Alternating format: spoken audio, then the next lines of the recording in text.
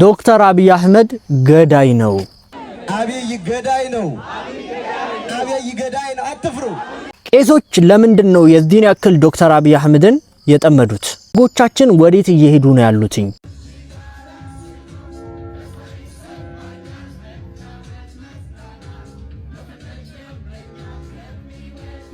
ወላሂ የካፊር ሱና ነው የሰርግ ቪዲዮ ብሎ መልቀቅ መቀረጹን ጭምር። በቅርቡ ብዙዎችን ያስለቀሰው ህፃን ካሊድ እናቴ ከኔ የምትፈልገው ትልቅ ቦታ እንደደርስ ነበረ። የአበሻ ሙስሊም የተባረከ ነው። አንድ ምነግራችሁ ነብዩ መሐመድን ቄሶች ደግሞ ክብር አለን። የኛ ሰው አያነብም እግዚአብሔር ይመስገን። እኔ አሁን ሰው እንዲያነብ ይገፋፋ። እኔ አሁን ብዙ ጊዜ ሰው አለማንበቡ ነው እኛን ሊቃርጎን ያቆየን። ሰው ቢያነብ እኮ የለት እንጀራችሁ ሁሉ አደጋ ላይ ይወርቅ። ሰላም አለይኩም ወራህመቱላሂ ወበረካቱ። የአላህ ነቻነት ሰላም ፍቅር ጤና በያላችሁበት ዳንበርሉ በሁላችሁም ላይ ሰይድ ነኝ። ዛሬም እንደተለመደው አነጋጋሪ አስተማሪ እጅግ በጣም ምርጥና አዳዲስ መረጃዎችን እየቀርብ ያለው እነዛን ቪዲዮዎችን እንመለከታለን። ለዚህ ዩቲዩብ ቻናል አዲስ ሆናችሁ ግን ሰብስክራይብ እያደረጋችሁ ቤተሰብ ሁኑ። ነባሮች እና ቻናል ቆሞች ሁላችንም ቪዲዮን በላይክ እንጀምራለን። ለእስላሞች ላይክ መስጠት የለም። ቀጥታ ወደ ዛሬ ቪዲዮ أنكم كنتم تعلمون የዛሬ ቪዲዮአችን ተጀመረ። አንዳንድ ሰዎች ልብ በጣም ስስ ነው። የሆነች ንግግር ትሰብራቸዋለች፣ የሆነች ተግባር ርብሽብሽ ታደርጋቸዋለች።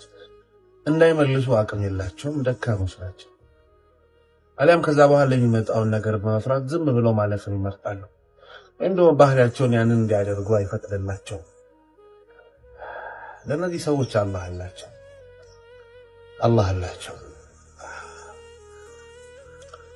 فلا يحزنك قولهم إننا نعلم ما يسرون وما يعلنون የነሱ ንግግር አይስበር፣ አላህ ለረሱሉ ነው የሚላቸው። የነሱ ንግግር አይስበርህ፣ إننا نعلم ما يسرون وما يعلنون እኛ እናውቃለን፣ ያደረጉት እያንዳንዱ ነገር እንተሳሰባቸዋለን ይላል አላህ። አብሽሩ አላህ አላችሁ። አቅም የላትም ብለህ ባለቤትህን በንግግር በተግባር የምታስከፋት ልባን የምትሰብር ወንድ ወይ ተጠንቀቅ፣ አላህ አላት ለሷ። ከሱ በላይ ነኝ ብለህ ካንተ ስር ሆኖ የሚሰራውን ሰው የምታሸማቀቅ ልቡን በንግግር የምትሰብር ሰው ሆይ ተጠንቀቅ። አላህ ለነዚህ ሰዎች አላቸው። አላህ ለደካሞች አላህ አለ።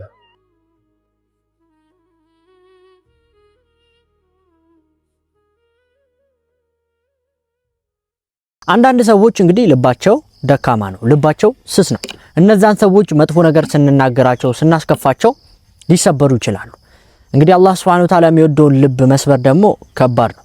ስለዚህ ሁላችንም እንግዲህ ሰዎችን በምላሳችን ብቻ ልንሰብራቸው ቀልባቸውን ልናሳዝን እንችላለንና ጥንቃቄ ማድረግ መቻል አለብን። እንደዚሁም የበደልናቸው መጥፎ ቃል ተናግረንም ያስከፋናቸው ሰዎች ይቅርታ ልንጠይቃቸው ይገባል። ወንድም ካሊድ ጉዳይ አዲስ ዜና። በዚህ ሰዓት ለካሊድና ወንድሞቹ ከ1.2 ሚሊዮን ብር በላይ መሰብሰቡ ተገልጿል። በዚሁም እንግዲህ ካሊድን ለመርዳት ቃል የገባችሁ ሰዎች ቃላችሁን እንድትፈጽሙ ጥሪ ቀርቧል። ካሊድን መርዳት የምትፈልጉ ከታች ካፕሽን ላይ ባስቀመጥኩላችሁ በአዋሽና በሲንቄ ባንክ መርዳት ትችላላችሁ። እንዲሁም ወንድም ካሊድን አግኝቶ አንዱ ኢንተርቪው አድርጎታል። እናቴ ከኔ የምትፈልገው ትልቅ ቦታ እንደደርስ ነበረ። ሰላም ቤተሰብ፣ ተማሪ ካሊድን አፋልጉን ባልነው መሰረት አግኝተነዋል። በጣም አሳዛኝ ታሪክ። የእናቱን ማረፍ ሰምቶ ሚኒስትሪ ሄዶ ተፈትኖ የእናቱን አደራ የተቀበለና የፈጸመ ጀግና ወንድማችንን ተማሪ ካሊድን አግኝተነዋል። እስቲ እንተዋወቀው። እሱ የሚለን ነገር አለ ደግሞ እንሰማዋለን። እሺ ካሊድ እንዴት ነህ? ሰላም ነው? ሰላም። እንግዲህ ብዙ የኢትዮጵያ ሕዝብ ቪዲዮህን አይቷል እና ታሪክህን ሰምቷል እና የፈተና ቀን ሄደህ ተፈትነሃል እና መች ነበር ፈተናውና እንዴት ነበር የነበረው ስሜት በትንሹም ቢሆን ለኢትዮጵያ ሕዝብ ብትነግረን ደስ ይለናል። ፈተናው በ11ኛ ቀን ነበረ። በ11 ቀን ነበረ። እሷም እናቴም በዛው ቀን ነው መተችው። ሳትሞት በፊት የፈለከውን ነገር ብትሆንም የፈለከው ነገር ቢመጣብህም ትምህርትን እንዳታቋርጥ ብላኝ ነበረ። እናም ይሄን ፈተና እንድፈተን ነግረኝ ነበረ። እናም እኔም እሷን አጥቼ የእሷን አደራ አሟላለሁ ብዬ እጄ ተፈትኜ ከሰዓት ደግሞ መጥቼ እሷን መቃብር እጄ አድርጌ መጣ። እሷን ቀብሬ መጣ። ከዛ በኋላ ተመልሼ ተፈተንኩ የከሰዓቱን ፈተና ማለት ነው። ቤተሰብ ተማሪ ካሊድን ማገዝ የምትፈልጉ በዚህ ሰዓት የአዋሽ ባንክ አካውንት ተከፍቷል። አካውንቱን እሱ ይነግራቸዋል። 01 32 01 11 54 33 10 0 በአብዱል ሐኪም ቃሲም በመሐመድ አብደላና በተማሪ ካሊድ ቃሲም በሶስት ሰው ጥምረት ተከፍቶለታል። በዚህ ማገዝ ትችላላችሁ። ስለ ወንድማችን ይህ ጀግና ታሪክ እንግዲህ ሰምታችኋል። እናቱን እንግዲህ ቃል ለማክበር ብሎ እናቱን ጀናዛ አስቀምጦ ፈተና ተፈትኗል። በዚህም ብዙ ሰዎች ተደንቀውበታል፣ ብዙዎችም ተገርመዋል። ለሱም እርዳታ ተሰብስቦለት እስከ 1.ምናምን ሚሊዮን ብር ተሰብስቧል። በተጨማሪም እሱን አግኝቶት እንግዲህ ያናገረውን ልጅ ቪዲዮ ማየታችሁታል። እንግዲህ ልጁ ምን እንደሚፈልግ እንዲሁም ደግሞ ምን እንዳለ ሰምታችኋል። እጅግ በጣም ደስ ብሎኛል ወላሂ። እንዲህ የኢትዮጵያ ሕዝብ ለጥሩ ነገር መረባረቡ አላህ ከዚህ በላይ ከፍ ያደርገው፣ እናቱንም አላህ የጀነት ያደርግለት። ብዙዎች እንግዲህ ስለ ካሊድ ስትጠይቁኝ ነበርና ይሄ ደግሞ ጥሩ የሆነ ምላሽ እንደሚሆንላችሁ ተስፋ አረጋለሁ። ወደ ሰርግ ቪዲዮ ነው መወስዳችሁ።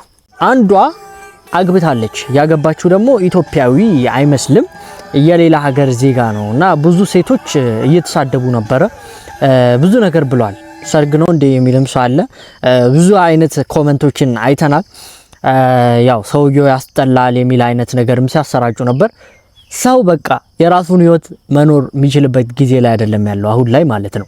የሰውን ትዳር ገብቶ መበጥበጥ፣ የሰውን ትዳር መመዘን፣ ይሄ ቆንጆ ነው እሷ ቆንጆ አይደለችም ምናምን እስከማለት ድረስ ደርሷል። ልጆች ውለዱ፣ ቀስ ብላችሁ ውለዱ፣ ለምን አልወለዳችሁም? ሰው በጣም ጥያቄ ያነሳል። ለማንኛውም የሁሉ ችግር የሚፈጠረው ሚዲያ ላይ የሰርግ ቪዲዮ ከመልቀቅ ጋር ተያይዞ ነው። ሰርጎቻችን በጣም አደብ የጣፉበት ሁኔታ አለ። እሱን አስመልክቶም ኡስታዛችን የሚለው ነገር አለ።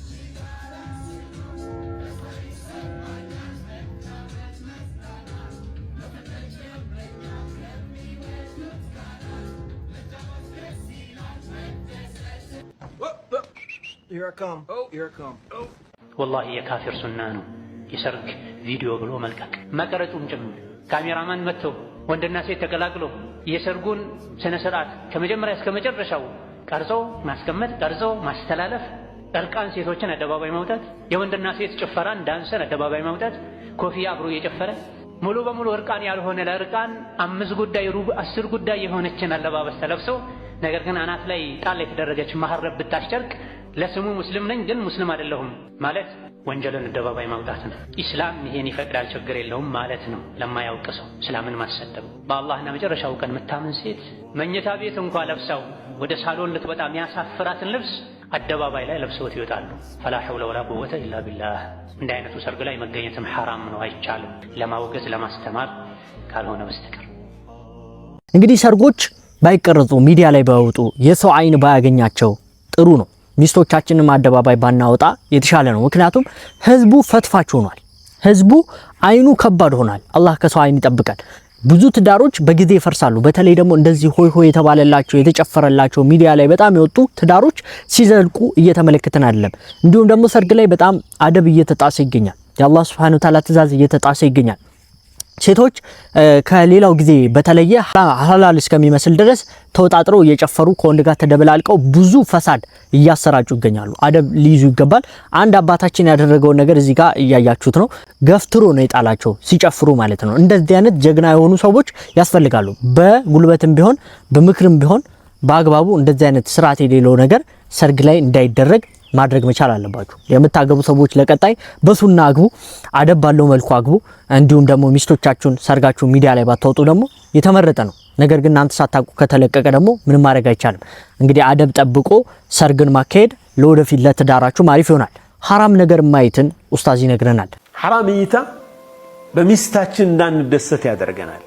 ያለንን ኒዕማ እንዳናደንቅ ያደርገናል። በመካከላችን ያለን ግንኙነት ያበላሻል። ሚስት በባሏ እንዳትደሰት፣ ባል በሚስቱ እንዳይደሰት፣ እንዳታደንቀው እንዳያደንቃት ያደርጋል። ሐራም እይታ ዱንያዊም አኼራዊም በሽታ ነው። ሁለቱንም አገር የሚያሳጣ አደገኛ ነገር ነው። ዘመኑ ለዚህ ክፍት የተደረገበት በዚህ ምክንያት ብዙ ቢሊዮን ዶላር የሚያገኙ ካምፓኒዎች የሰዎችን ሐያ ከአይናቸው ለመግፈፍ ከቀልባቸው ለመግፈፍ ታቅዶና በደንብ ዲዛይን ተደርጎ የሚሰራበት ትልቅ ኢንዱስትሪ ነው።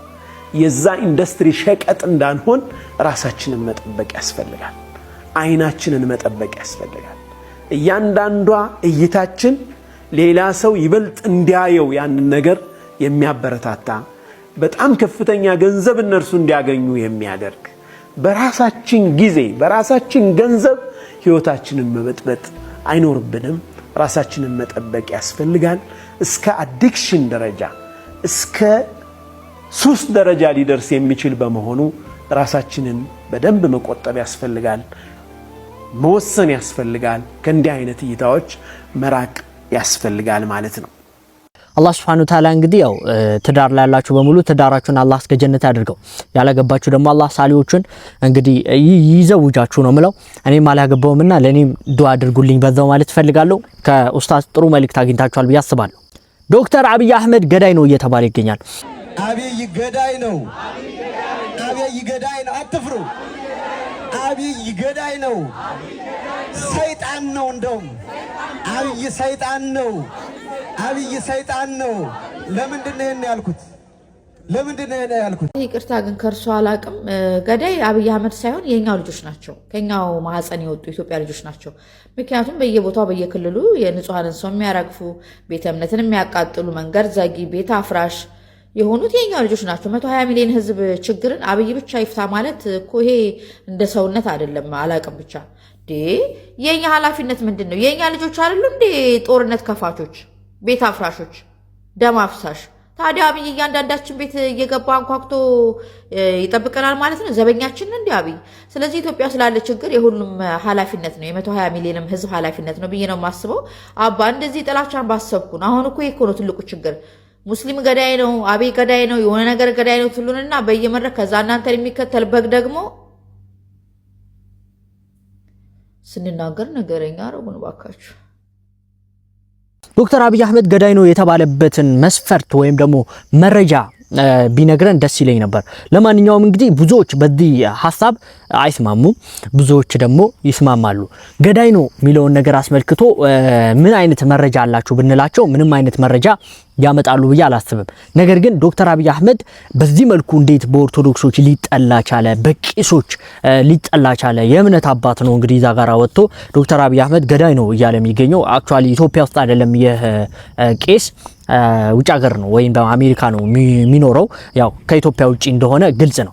ነገር ግን የኦርቶዶክስ እምነት ተከታዮች እና እንደዚሁም ደግሞ ቄሶች ለምን ዶክተር አብይ አህመድን ይጠሉታል? የሚጠሉበት ምክንያት አንድና አንድ ነው።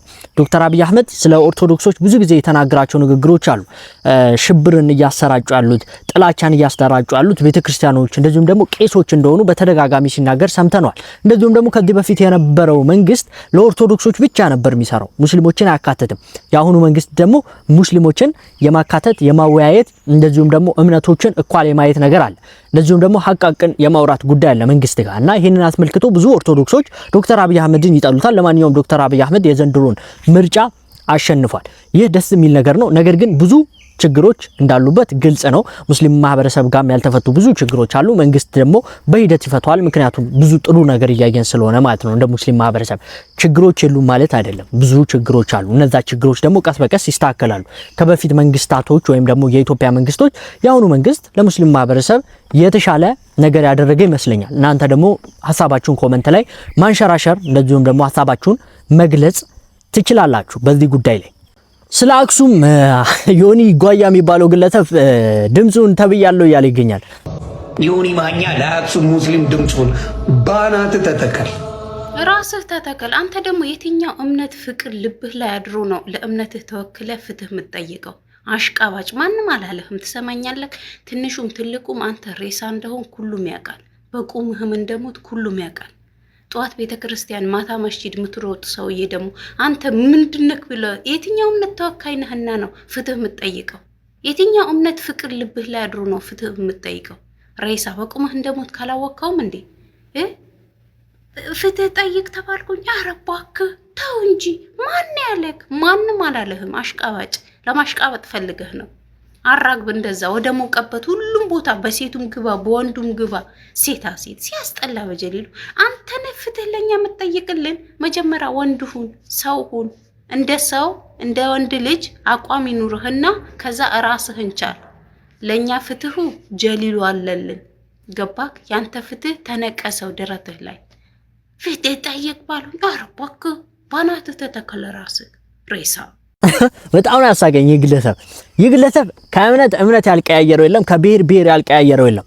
ማንም ሰው አልጠየቀውም። ነገር ግን ሁሌ እንደዚህ አይነት ርዕሶችን እያነሳ እንግዲህ ልወደድ እንደዚሁም ደግሞ ትኩረት ወደኔ ይምጣ የሚል አይነት ሰው ነው። ለማንኛውም አላህ Subhanahu Wa Ta'ala ስራውን ይስጠው እያልኩኝ አንድ አስገራሚ ቄስ ነው ማስመለክታችሁ። እንደዚህ አይነት ደግሞ እጅግ በጣም ድንቅ የሆኑ ቄሶችም አሉ። እኚህን አባት ያለ መውደድ፣ እኚህን አባት ያለ ማክበር፣ እኚህን አባት ያለ ማድነቅ የእርስ በርስ ጦርነትን ናፋቂነት ውስጣችሁ አለ ማለት ነው። ስለዚህ ይህን ቪዲዮ እስከመጨረሻ አይታችሁ ኮፒ ሊንክ ሼር በማድረግ የነጃሺ አባት ወይም የነጃሺ ወንድም ወይም ነጃሺ ራሱ ዛሬ በህይወት እንዳለ ለዓለም እንድታሳዩልኝ እፈልጋለሁ። ኮመንት ላይ እድሜዎትን ያስረዝምልን እያላችሁ መጻፋችሁንም እንዳትዘነጉ። ቪዲዮን ስሙት። የአበሻ ሙስሊም የተባረከ ነው። አንድም ነግራችሁ ነብዩ ሙሐመድን ክብርና ረመት በሳቸው ላይ ይሁን ከልቤ ወዳቸዋለሁ። ለምን መሰላችሁ ወዳቸው? እሳቸው የተወለዱት መካ ነው፣ ያደጉትን መካ ነው። ነገር ግን ስለ መካ ከመጻፋቸው በፊት ስለኛ አገር ቅድም አባቴ ፕሮፌሰር እንዳሉት እውነተኛይቱ ምድር እንደገና ደግሞ መርቀዋታል። ስለዚህ እኛ ኦርቶዶክሳውያን ከሙስሊም ጋር ያለን ግንኙነት የነብዩ ምርቃን ራሱ አበሻውያን ስለሆን ይህንን በማሰብ እንደ አባቶቻችን በእውነቱ እንኳን የብዙ እምነት አባት የሆኑትን ቀርቶ የኛ መጽሐፍ ምን ይላል? አንደኛ ጴጥሮስ ምዕራፍ 2 ቁጥር 17 ላይ ሁሉን አክብሩ ይላል። እንደገና በሃይማኖት አባትነት ደግሞ የሐዋርያት ሥራ ምዕራፍ 23 ቁጥር 5 ላይ የሃይማኖት የሌላውን የሃይማኖት አባት እንደዛው አክብሩ ይላል። ነብዩ ሙሐመድ ደግሞ ለኛ እሴታችን ናቸው። ቅድም እንዳሉ በአረቡ አገር የአበሻ ምድር እንድትታወቅ ስለሰሩልን ለዚህ ውለታ ልንወዳቸው ይገባል። የጥንቷን ሙስሊምና ክርስቲያን የሚዋደድ አስባችሁታል? እንደነዚህ አይነት አባት ባለንበት አካባቢ ሁሉ ቢኖሩ ምን አይነት ሰላም ምን አይነት መከባበር እንደሚሰፍን ተገንዝባችኋል?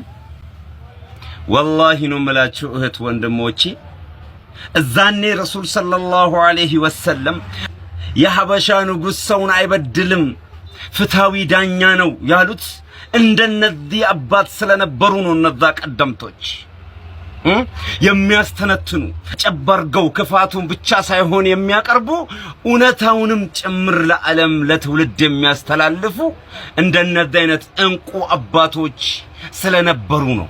የሰላም ኖቤል ሽልማት ወላሂ ነው የምላችሁ ለኛ አባት ይገባል። እነዚህ አባት ታዲያ ሊሸለሙ አይገባም ነው የምትሉት ወዳጆቼ? ይገባል የምትሉ ሁላችሁም ሼር ኮፒ ሊንክ በድጋሚ እያደረጋችሁ ኮመንት ላይ ይገባቸዋል እንደነዚህ አባት ይብዙልን እያላችሁ መጻፋችሁን እንዳትዘነጉ። የአበሻ ሙስሊም የተባረከ ነው። አንድም ነግራችሁ ነብዩ ሙሐመድን ክብርና ረመት በሳቸው ላይ ይሁን ከልቤ ወዳቸዋለሁ። ለምን መሰላችሁ ወዳቸው? እሳቸው የተወለዱት መካ ነው፣ ያደጉትን መካ ነው። ነገር ግን ስለ መካ ከመጻፋቸው በፊት ስለኛ አገር ቅድም አባቴ ፕሮፌሰር እንዳሉት እውነተኛይቱ ምድር እንደገና ደግሞ መርቀዋታል።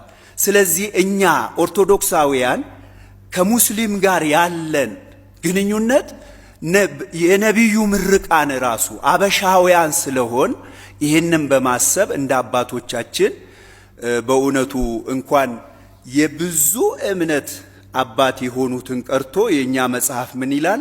አንደኛ ጴጥሮስ ምዕራፍ 2 ቁጥር 17 ላይ ሁሉን አክብሩ ይላል። እንደገና በሃይማኖት አባትነት ደግሞ የሐዋርያት ሥራ ምዕራፍ 23 ቁጥር 5 ላይ የሌላውን የሃይማኖት አባት እንደዛው አክብሩ ይላል። ነቢዩ ሙሐመድ ደግሞ ለኛ እሴታችን ናቸው። ቅድም እንዳሉ በአረቡ አገር የሀበሻ ምድር እንድትታወቅ ስለሰሩልን ለዚህ ውለታ ልንወዳቸው ይገባል። የጥንቷን ሙስሊምና ክርስቲያን የሚዋደድባትን ድንቅ የሀበሻ ምድር እግዚአብሔር ይመልስልን። እነዚህ ቄሶች እንግዲህ ለሀገራችን በጣም አስፈላጊ ናቸው፣ ለሰላም በጣም አስፈላጊ ናቸው። እንደዚህ አይነት የሚገኙት ከስንት አንድ ነው። በነገራችን ላይ ከቄሶች ውስጥ ብዙዎቹ ቄሶች እምነት ከእምነት ለማጋጨት፣ ሙስሊም ከክርስቲያን ለማጋጨት፣ ለማጣላት የሚጥሩ ናቸው። እንደዚህ አይነት ደግሞ ከስንት አንድ ደግሞ አሉ። ለነሱ ክብር ይገባቸዋል። ለማንኛውም እንግዲህ የቄሱ መልእክት እጅግ በጣም ወሳኝ ነው። ለመልእክቱ እንግዲህ ያው እናመሰግናለን፣ እውነቱን ስላወራህልን። ኡስታዞቻችን እጅግ በጣም ምርጥ የሆኑ ዳዋዎችን እያስተላለፉልን ይገኛሉ። እነሱን እንሰማለን።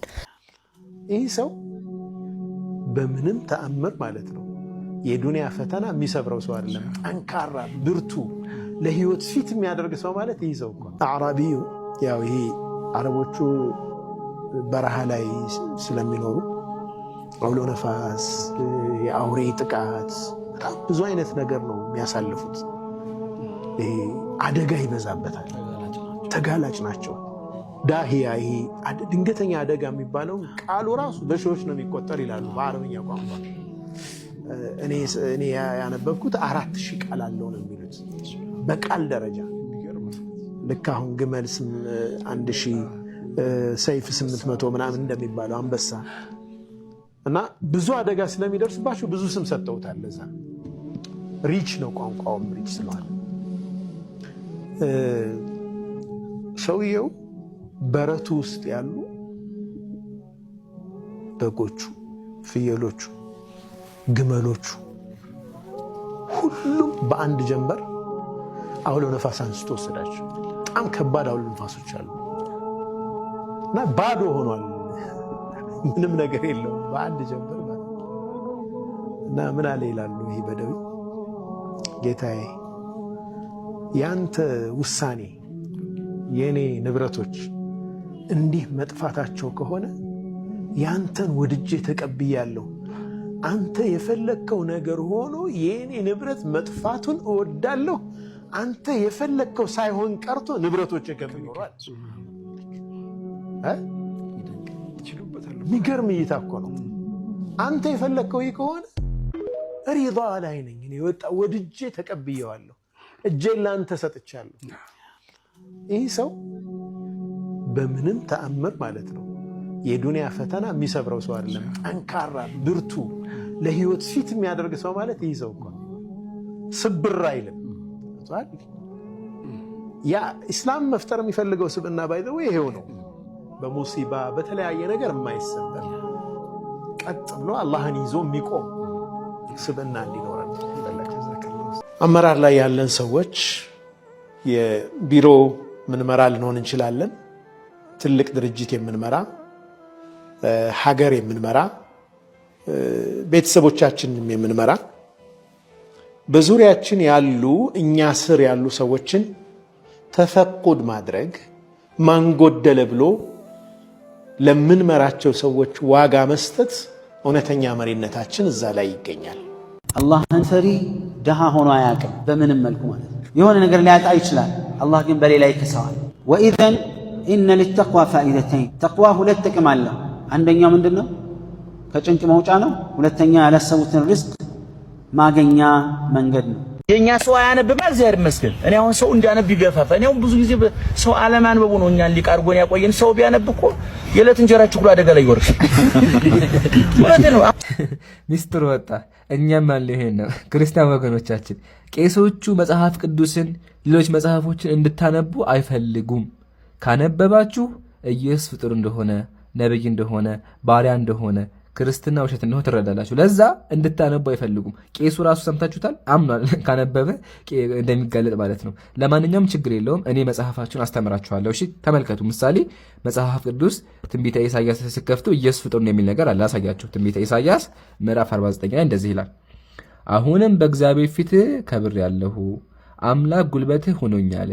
ያዕቆብን ወደ እርሱ እንድመልስ እስራኤልን ወደ እርሱ እንድሰበስብ ባሪያ እሆነው ዘንድ ከማህፀን ጀምሮ የፈጠረኝ እግዚአብሔር እንዲህ ይላል። ተናጋሪው ማን ነው? ኢየሱስ ነው። ምን አለ? ባሪያ እሆነው ዘንድ እግዚአብሔር ፈጠረኝ ይናገራል። አያችሁ ወገኖቻችን። ስለዚህ አምላካችን ብላችሁ እያመለካችሁት ያላችሁት ፍጡር ነው። ይሄ ነው ቄሶቹ እንድታውቁ እንድታነቡ ያልፈለጉት ማለት ነው። ለማንኛውም አንዳንዶች ደግሞ እዚህ ጋር ተናጋሪ ኢየሱስ አይደለም ካላችሁ ራሳያችሁ አንድምታ ከፍቼ ተመልከቱ። አንድምታ ረድኤቱ ሰወረኝ፣ አንድም ስም ብለህ መልስ። በእናቴ ማህፀን ሳለሁ ስሜን ክርስቶስ አለኝ፣ ወንጌልን እንዳስተምር አደረገኝ፣ በስልጣኑ በፈጠረው በስጋ ሰወረኝ ያለ ይናገር። ተናጋሪው ማን ነው አለ? ክርስቶስ አለኝ ያለ ትንቢታዊ ቃል እንደሆነ ያስቀምጣል። ስለዚህ ወገኖቻችን አያችኋ፣ አምላካችን ብላችሁ እያመለካችሁት ያላችሁት ባሪያ ነው፣ የእግዚአብሔር ባሪያ ነው። ይሄን ያልኳችሁ ብዙ ጉዶች አሉ። ኢንሻአላህ ስቴፕ ባይ ስቴፕ እያደረኩኝ እናስተምራችኋለሁ። እናንተም ግን በራሳችሁ መጽሐፍ ቅዱስን አንብቡ። አላህ ሂዳያ ይስጣችሁ። ወሰላሙ አለይኩም። አሁን የምንመለከተው የተፈኩር ቪዲዮ ነው።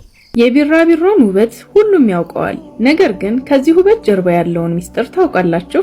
አሰላሙ አለይኩም ውዶቼ፣ እንዴት ናችሁ? በዓለማችን ላይ ከ17500 በላይ የሚሆኑ የቢራቢሮ ዝርያዎች አሉ። እያንዳንዳቸው የየራሳቸው ልዩ ቅርጽና ውበት አላቸው። ቢራቢሮዎች አንድ አበባ ላይ ሲያርፉ እየቀመሱትም ጭምር ነው። ለምን? ቢራቢሮዎች በምላሳቸው ሳይሆን በእግራቸው ነው ጣዕምን የሚለዩት። ግን እንዴት ነው ከአባ ጨጓሬነት ወደዚህ ውብ ቢራቢሮነት የሚቀየሩት? ይህ ሂደት ሜታሞርፎሲስ ይባላል። መጀመሪያ ላይ እንቁላል ይሆናሉ። ከዚያም እንደ አባጨጓሬ ይፈለፈላሉ። በዚህ ደረጃ ላይ አባጨጓሬው ቀኑን ሙሉ ቅጠል በመብላት ያሳልፋል። ይህ ለቀጣዩ የለውጥ ጉዞ ኃይል እንዲኖረው ይረዳዋል። ከዛም ወደ አስደናቂው ምዕራፍ ይገባሉ። ሰውነታቸው በጠንካራ መሸፈኛ ውስጥ ይከቱና ለተወሰኑ ቀናት እዚያ ውስጥ ይቆያሉ። በዚህ ጊዜ ውስጥ ሰውነታቸው ሙሉ በሙሉ ይለወጣል። የሚገርመው ነገር ቢራቢሮ ከዚህ መሸፈኛ ውስጥ ሲወጣ ሙሉ ክንፍና ሙሉ አካል ይዞ ነው የሚወጣው። ከአባጨጓሬ ወደ ሰማይ ተንሳፋፊ ቢራቢሮ ተፈጥሮ ምን ያህል ድንቅ እንደሆነች ታያላችሁ። እናንተስ በጣም የሚያምራችሁ የቢራቢሮ ቀለም የትኛው ነው? ኮሜንት ላይ ንገሩኝ። ፎሎ ማድረግ አትርሱ። እንግዲህ ሱብሃንአላህ እንዳላችሁ ሁላችሁም ተስፋ አረጋለሁ በየቀኑ አስገራሚ የሆኑ የእንስሳዎችን ታሪክ እየተመለከትን እንገኛለን። ሱብሃንአላህ ማለታችንን ደግሞ ሁሌ እንቀጥላለን። ወደ ውጪ መረጃዎች ነው የምንሄደው። አሁንም በድጋሚ መጥቻለሁ። ስለ ትናንትና ዕለት የኢራን የአሜሪካ ኔጎሽዬሽን የተናገሩት የአሜሪካኑ ምክትል ፕሬዝዳንት እጅግ በጣም አነጋጋሪ ነገር ተናግረዋል። ይህም እንግዲህ ኢራን በአሜሪካ ያላትን ፍሮዘን የሆኑ አሴቶችን ሪሊዝ የማድረግ ወይም የመልቀቅ ሀሳብ ላይ አሜሪካ የኢራን የተለያዩ ንብረቶችን ፍሮዘን አርጋ ይዛለች። እነዚህም ፍሮዘን የሆኑ ንብረቶች የሚለቀቁበት በአንድ መንገድ ነው ሲሉ ተናግረዋል። ይህንን እንግዲህ ፕላን ያደረጉት የአሜሪካኑ ፕሬዝዳንት ዶናልድ ትራምፕ ናቸው ሲሉ ተናግረው አሜሪካ እነዚህን የኢራን ንብረቶች አንፍሮዝ የምታደርግ ወይም የምትለቅ ከሆነ ኢራኖች በእነዚህ ብሮች ማድረግ የሚገባቸው ከአሜሪካን የተለያዩ ነገሮችን መግዛት ይገባቸዋል ሲሉ ተናግረዋል። ከአሜሪካን ገበሬዎች አሜሪካን የምታመርታቸው የተለያዩ አኩሪ አተሮችን፣ ስንዴዎችን እንዲሁም የተለያዩ በቆሎችን ከአሜሪካን የተለያዩ ገበሬዎች መግዛት አለባቸው። እነዚህን ምርቶች ከገዙ በኋላ የኢራን ማህበረሰቦችን ይመግባሉ በዚህ ብሮች ሲሉ ተናግረዋል። እናም አሜሪካ የያዘቻቸውን የኢራን ንብረቶችና ብሮችን የምትለቅ ከሆነ ለአሜሪካ ግብርና በር እንከፍታለን፣ ንግድን እንከፍታለን ሲሉ እንግዲህ ተናግረዋል። በአሁኑ ሰዓት ብሩክ መልካም ቀን ይውላችሁ። አዲስ ነገር ካለ መለስ ይሆናል። ፎሎና ላይክ ማድረግ እንዳስረሱ። መልካም ቀን። ኢትዮጵያዊ ወታደሮች በሶማሊላንድ ሊሰፍሩ ነው። 50 የሚሆኑ ወታደሮች። እነዚህ ወታደሮችን ከኢትዮጵያ መከላከያ ሰራዊት የወጡ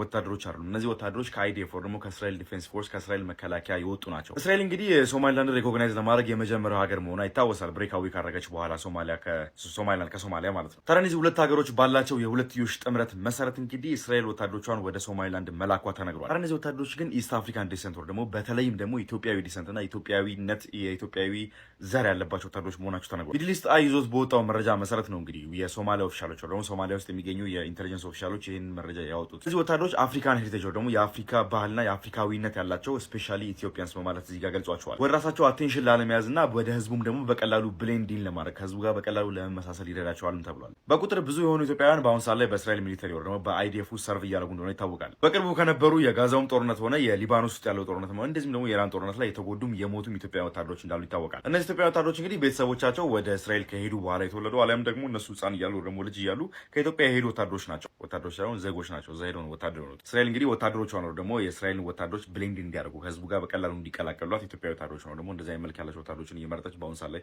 በሶማሊላንድ ዲፕሎይ አድርጋለች። 50 የሚሆኑ ወታደሮች ዲፕሎይ ተደርገዋል ተብሏል። እዚህ ጉዳይ ላይ እናንተ ሀሳብ ምንድን ነው? እስራኤል ትክክለኛ ሙቭ ነው እያደረገች የሚገኘው ወይስ ደግሞ እስራኤል የምርም ሊያሰድባትና ሊያስጠቃት የሚችል ሙቭ ነው እያደረገች የሚገኘው? ፕላስ ምልክቷን እየነካችሁ ኮሜንት ላይ ኮሜንታችሁን እየጻፋችሁ ቪዲዮ ላይክ እና ሴቭ እያደረጋችሁ ሪፖስት እያደረጋችሁ ሀሳባችሁን ግለጹልኝ። ህወሓት ከአሜሪካ መንግስት የመጨረሻ የተባለ ቁርጦ የታወቀለት መልእክት ተላልፎለታል። የአሜሪካ መንግስት በስፖክስ ፐርሰኑ ባስተላለፈው መልእክት መሰረት የአሜሪካ መንግስት ከኢትዮጵያ ህዝብ ጎን በመቆም በተለይም ደግሞ ከትግራይ ህዝብ ጎን በመቆም በህወሓት ላይ ተጠያቂነት እንዲሁም ደግሞ ቁርጠኛ የሆነ የጸጥታ እርምጃን ለመውሰድና ለመደገፍ የሚያስችል ዝግጅት ማጠናቀቁን ገልጿል። ይህ ማለት ህወሓት በትግራይ ክልል እያደረጋቸው ያሉ እንቅስቃሴዎችን ከቪዛ ገደብ በተጨማሪ ሌሎች እርምጃዎችን ሊወስድ እንደሚችል የሚያሳይ ከመሆኑም በላይ ህወሓት ወደ ጦርነት የሚገባ ከሆነ አሜሪካ የክልሉን ጸጥታ ለማስጠበቅና የትግራይ ህዝብን አጋርነት ለመግለጽ በህወሓት ላይ እርምጃዎችን ጭምር ልትወስድ እንደምትችል ነው የተገለጸው። ዩኤስ አፍሪካን ሀብን ጨምሮ የተለያዩ የመረጃ ምንጮችም ይህንኑ አጋርተውታል። እኔም ደግሞ ከታች አያይዤላችኋለሁ። ኮፒ ሊንክ አድርጉ ባይ። የዛሬ ቪዲዮ እንግዲህ ይሄን መስል ነበር። ሳይነበርኩ ቪዲዮ ላይ ቻናል ሰብስክራይብ አድርጉ። ቪዲዮን በተለያዩ ሶሻል ሚዲያ ሼር አድርጉ። አላህ በጀን ተገናኘን። ወሰላሙ አለይኩም ወራህመቱላሂ ወበረካቱ። ሀሳብ አስተያየቶቻችሁን ኮሜንት ላይ አስቀምጡ። ቪዲዮውን ግን በተለያየ ሶሻል ሚዲያ ሼር አድርጉ። ላይክ እና